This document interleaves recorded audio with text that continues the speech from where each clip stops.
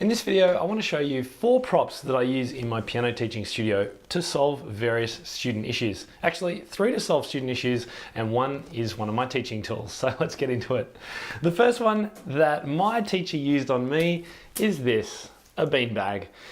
The reason she used this is that I was a pretty groovy student when I was learning, but when I was playing classical music, she didn't want me to groove so much. And what I found that I was doing, or what she found I was doing, would be that I'd be playing something cool and nodding my head along to it. Even if I shouldn't have been, I'd be doing this.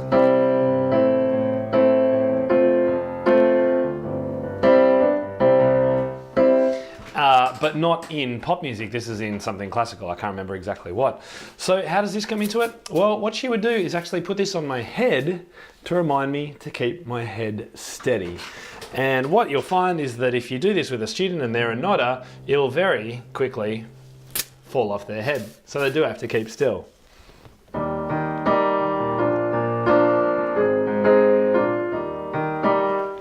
So there you go. The humble old little beanbag can be very helpful if you have a nodder in your studio. So, number 1. Number 2 is cold, hard cash.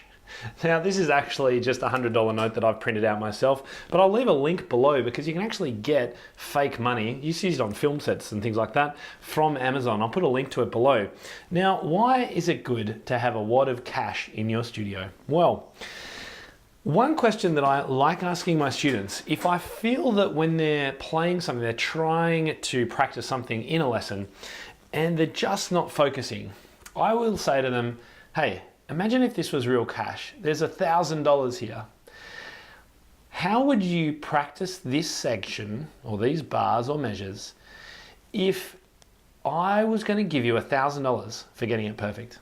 How would you practice it?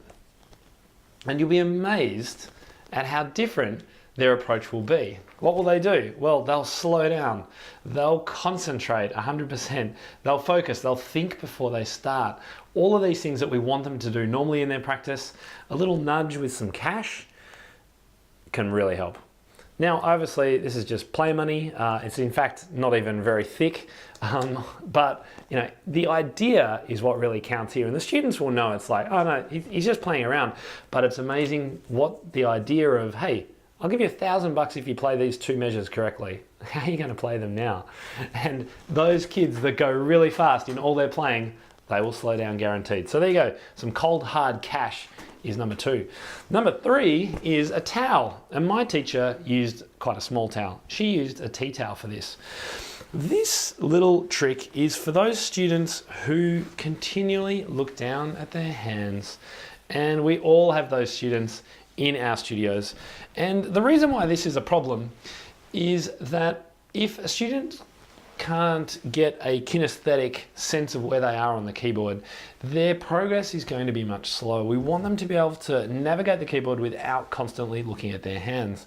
So one way that my teacher did it with me was simply to put a tea towel or some kind of towel over my hands while I was trying to read some music. So the towel would go on, the music's up in front of me, and I would have to... and I couldn't see what was going on.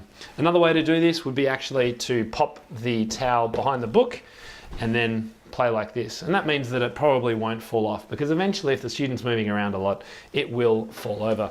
Now, I'm sure there are other solutions out there. I don't know, things you can rest on top of the keyboard or whatever it is. But look, this is simple. Everyone's got a towel or a tea towel at home. So that's prop number 3. Final prop, bonus one, and this is one for me rather than my students, and it is this thing here, which is actually an old broken antenna, a telescopic antenna. Now, the reason I love this is because I'm able to point at my students' music on a second piano. I've got another piano next to me here, without leaning right into their face. And I think it's really good to give students space in the studio. It's why I like walking around if I have room and standing and things like that, not standing right behind them, but standing at a slight distance or sitting at my piano and just leaning over, and I can point with this at the music that I want them to play or a dynamic or whatever it is. And the great thing is that a telescopic pointer like this can just go straight in your pocket or your bag or whatever it is. You can buy these on eBay, and I'll pop a link below. They're much nicer than this one. This literally is an old antenna of some sort. I can't remember where I got this. I've had it for so many years. But you can buy proper telescopic pointers on Amazon. And I reckon these are a great tool for your studio.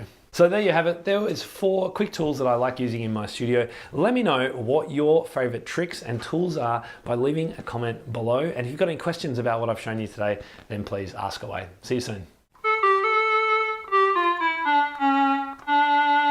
Have you subscribed to this YouTube channel yet? If not, make sure you click the link on this page to do so. And while you're about it, make sure you check out our other links to other videos and also to my blog, where I've got lots and lots of great articles and videos and teaching manuals and lesson plans to help you in your teaching studio. Have fun.